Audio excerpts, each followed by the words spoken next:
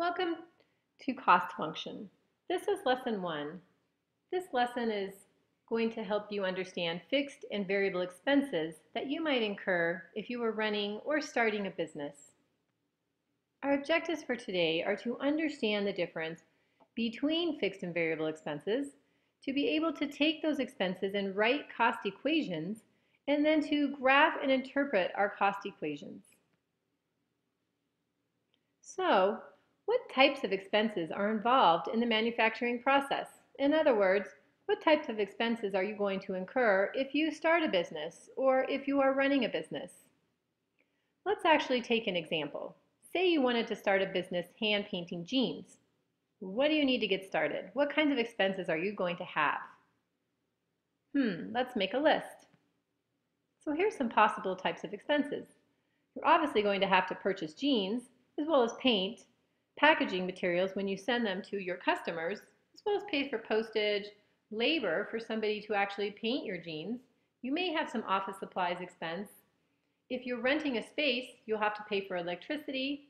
You may have to pay for a delivery truck or the rental of a delivery truck, as well as maybe a rental of some computers, and maybe you might have some phone fees, like cell phones for your business.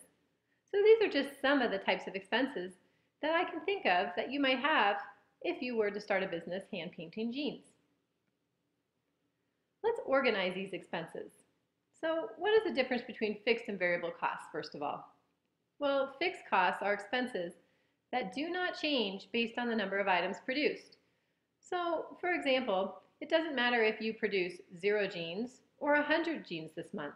You would still have to, for example, pay rent on the space that you are renting. So if your rent was $300 a month, you would still need to pay that. Doesn't matter how many jeans you make. What about variable costs? Variable costs are expenses that do depend on the number of items produced. So that, for example, would be your paint. The more jeans that you produce or supply, the more paint you're going to have to buy. So variable costs could increase depending upon how many jeans that you supply.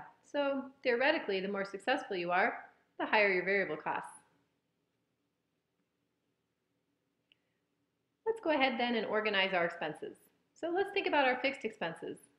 Those would be things like our phone that we have to pay a set amount for each month, our computer, truck, and space rentals, and maybe electricity. It doesn't matter how many jeans you're supplying, the lights are still on. Let's think about some of our variable expenses. Well, we talked about jeans, paint. Those are items that you have to buy more of if you're supplying more. Same thing with labor, packaging, postage. Those are just some examples of how we can separate our expenses into fixed versus variable expenses. Now, why do we want to do that? Well, that's because if we're going to create an equation and to analyze our business, we need to know the difference because they're going to be handled differently in our equation. Let's look at our equation in general. To find the total expenses of running a business or supplying a product, we need to take our variable expenses and add them to our fixed expenses. So how are they different? Well, notice that our variable expenses, denoted with the V here, is paired next to the X. What do you think the X stands for? Hopefully you're thinking, oh, that's the quantity. That's the number of units that we are supplying or producing. Remember that we said that variable expenses vary depending upon how many units we actually supply or produce. Notice that our fixed expenses are a single amount. They don't change each month. It's a fixed amount. So this is our cost equation with respect to our quantity produced. Let's go ahead and look at an example. In this example, I've put in some numbers of what we might have to pay for our fixed expenses, which we come up with a total of $650 in a month. And then I've also put in some amounts that we might have to pay per unit. So our jeans cost $15 per jean. Maybe it's $8 per pair of jeans to paint, $20 for labor, $10 for packaging, and $5 for postage. So this total, this $58, that represents our variable costs per unit. It costs us $58 per jean to paint, package, and ship. Let's put that into our cost equation. Notice that we have the 58, which represents our variable cost, paired with our x, plus a one-time monthly amount of 650, representing our fixed fees, our fixed costs, or our fixed expenses. Let's graph that. What I've done is I've graphed our equation here, our y equals 58x plus 650. Notice that our starting point here is 650. Those are our fixed expenses. Remember that we have to pay that no matter what. And then our slope, as we move up, represents our variable costs. Down here represents our quantity. So the more we supply, the higher the variable costs go. But again, remember that that amount, that slope, is still a constant amount. It's just that our costs go up with the more quantity that we supply. I've also graphed a fixed cost equation here. This is just y equals 650. If we only had fixed costs, then notice that our costs would stay the same no matter how many quantity or what the quantity was, how many we supplied. That's why a lot of people will go into the service industry, because they have very low costs. They tend to just have maybe some fixed costs, but they don't have cost per unit. So the service industry can be very profitable in that regard. All right, let's answer some questions about our hand-painted jeans company. If total costs are $2,912, then how many units were produced that month? We want to determine, we want to analyze. So where would we plug that in? Hopefully you said here for C, that's our total cost.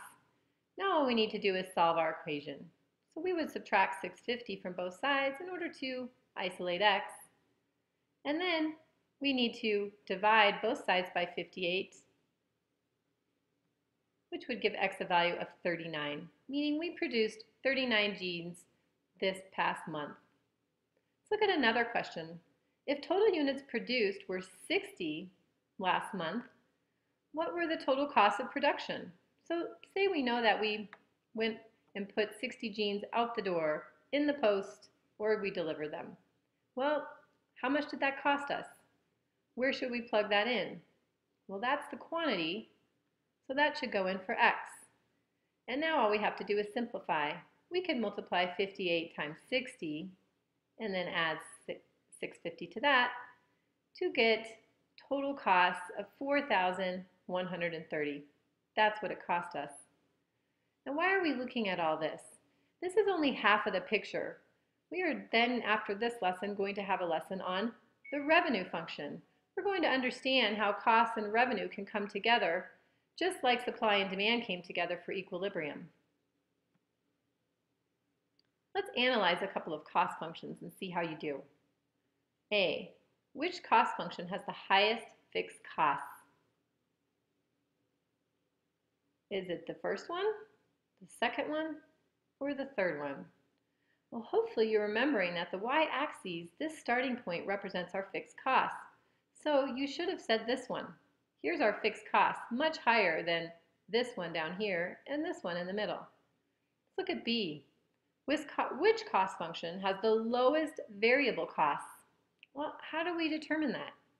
Well, remember that our variable costs are our cost per unit. So we would need to look at the slope of our lines. Which line has the shallowest slope, the less steep slope? Well, this one's fairly shallow. This one's pretty steep, but this one is definitely very shallow. So hopefully you said the same graph. That would be B. Finally, which cost function has the highest variable costs and the lowest fixed costs? Well, if we want to look at the highest variable costs, we need the steepest line, and that would be this middle one. And does this also have the lowest fixed costs? Well, down here, this is pretty low, so hopefully you said C. Okay, that concludes our lesson for today on the cost function.